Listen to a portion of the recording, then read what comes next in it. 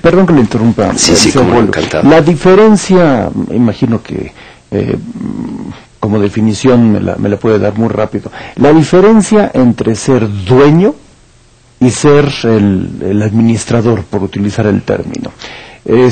¿Cuáles son los papeles de cada uno? Sí, un dueño simplemente a lo que va es básicamente a tratar de que la empresa tenga un valor económico agregado, que cumpla sus responsabilidades desde el punto de vista social, que mantenga una equidad dentro del negocio.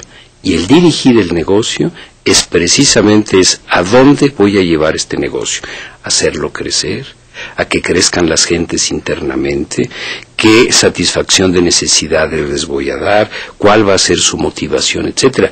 Uno está más alejado del negocio, el dueño, el otro es el que opera. El otro es el que efectivamente tiene la responsabilidad del barco, como el capitán. Sí, y el otro es el dueño de los barcos.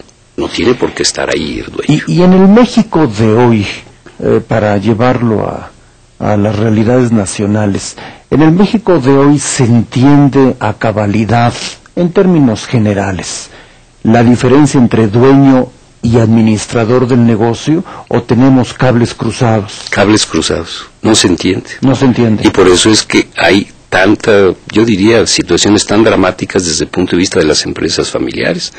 De cada 6 empresas familiares que se crean en primera generación, pasan 2 a segunda generación y 1 a tercera generación. No todas desaparecen, pero hay un grupo de empresas que desaparecen. Y digo que no desaparecen porque a veces uno de los miembros de la familia le recompra a todos los hermanos, o se termina vendiendo, o se termina fusionando. Y sigue por otro lado la empresa, sigue por otro. Pero no como un negocio de la familia. Exactamente. Y también hay que dar otro dato que me parece que es importante. Sí. La vida de la empresa familiar es de 22 años. En promedio, que es terrible. La empresa no familiar son 60 años en promedio. Ahí vemos que es una tercera parte de la vida de una empresa no familiar. O sea, está claro el consejo, hay que pasar de la empresa familiar a la empresa institucional. Sin lugar a dudas. Para que tenga 2 tantos más de vida del que ya en promedio puede tener, claro, en términos generales. Ahora, hay empresas familiares que sí se han mantenido como familiares y que han pasado generaciones y generaciones. Un caso que usted ha de conocer muy bien es el de Beretta. Sí. Casi es una empresa que tiene 500 años y sigue siendo familiar.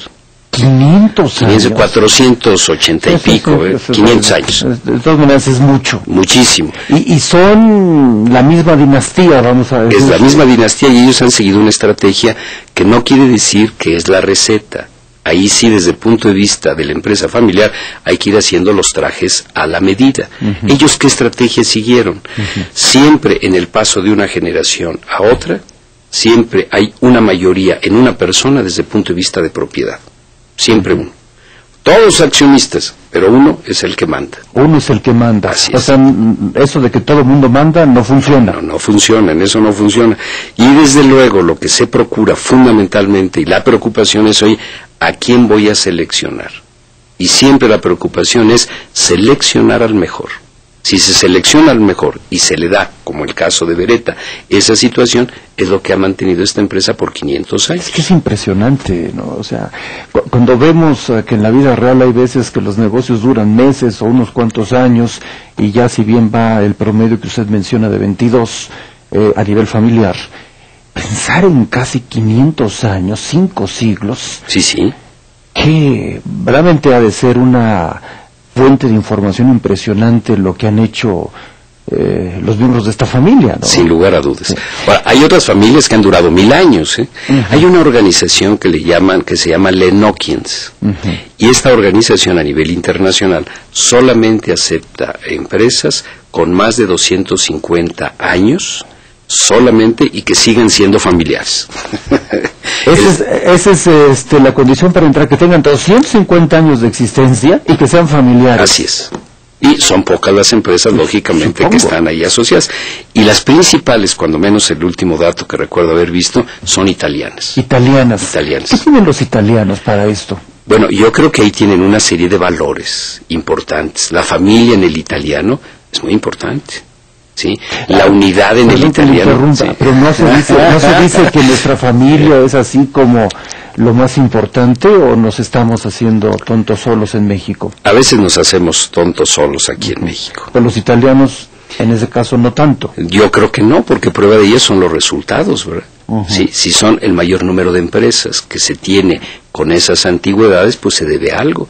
Y yo estoy convencido básicamente que debe de haber una fuerte dosis desde el punto de vista de valores, de integridad. Bueno, hay dos elementos que se mencionan mucho en las gentes que han estudiado todo este tema, que es la unidad y el compromiso.